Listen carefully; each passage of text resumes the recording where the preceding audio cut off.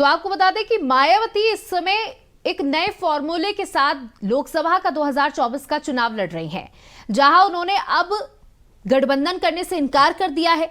तो वहीं दूसरी ओर अब वो कहीं ना कहीं ये अनुमान लगाया जा रहा था कि अगर मायावती गठबंधन में नहीं होती हैं तो फिर वो खेल बिगाड़ने का काम करेंगी कांग्रेस और सपा का। तो अब वही कहीं ना कहीं हो रहा है, इसको लेकर क्या कहेंगे?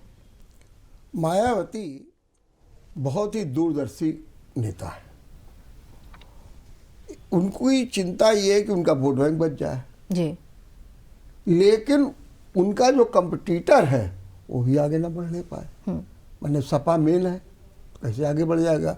उन्होंने देखा कि कांग्रेस इनके साथ हो गई, थोड़ा वोट हो गया तो ये बढ़ सकते हैं। तो उन्होंने एक नया समीकरण बना लिया अपने दिमाग में, और उस समीकरण ने तो ये लग रहा है कि जो गठबंधन उसका खेल है बिगाड़ देंगे। अब मैं उदाहरण के रूप में आपको बता रहा हूं, सपा और कांग्रेस के गठबंधन की 4 सीटें ऐसी हैं जिन पर 30% से ज़्यादा मुसलमान है, और ये माना जा रहा है कि ये तो सीटें मिल ही जाएंगी। सहारनपुर, मुरादाबाद, अमरोहा और कन्नौज। जी, अब तक मायावती ने 5 सीटें डिक्लेयर करी हैं, और चारों ये जो सीटें हैं सब मुसलमानों को दे दी, सब में मुसलमान कैंडिडेट। माने सपा कांग्रेस को जो एक मुश्त मिलने जा रहा है वो कट करके बसपा को चला जाएगा, बसपा को चला जाएगा, लेकिन उसका फायदा बीजेपी को होगा। बीजेपी को, नंबर 1। दूसरा, उन्होंने क्या किया, अब वो हर जगह गणित लगा रही है। अब देखिए, ऐसा लगता है कि खाली बैठी हुई है और गणित लगाओ। अब इन्होंने क्या किया कि बिजनौर सीट पे बड़ा दावा कर रहे हैं अपने माननीय रालोद के जयंत चौधरी के, इसको भी जरा मजा चखाना चाहिए, ऐसा कुछ लगता है जी। अब बिजनौर सीट से ही मायावती सबसे पहले मेंबर ऑफ पार्लियामेंट बनी थी जी। अब उन्होंने नया चाल वहां चल दिया ये, और बिजनौर से ये माना जा रहा था कि हो सकता है जयंत चौधरी अपनी पत्नी को लड़ा दे। तो अब वहां पर उन्होंने क्या कर दिया, एक चौधरी ब्रजेंद्र सिंह, अभी उन्होंने 2-3 दिन पहले ही छोड़ी है रालोद, उन्हीं को वहां से प्रत्याशी बना के उतार दिया। अब जयंत चौधरी के सामने एक नई चुनौती खड़ी कर दी। भाई जाट लोग वही है और उसमें ब्रजेंद्र चौधरी का हिस्सा है। बुझे, अब ये बात क्यों हो रही है, तो मायावती इस समय मुस्लिम पर फोकस कर रही है जी। और लोगों को ये बता, और उनका 2 बात है, एक तो मुस्लिम पे फोकस करके सपा को और कांग्रेस को औकात दिखाओ, दूसरा दलित और मुसलमान जब एक हो जाएगा तो हमारा भी वोट परसेंटेज बढ़ जाएगा, हो सकता है उस जगह हम सीट भी जीत जाए। अच्छा, ये इनको चस्का कहाँ से लगा, ये भी एक बड़ी बात है।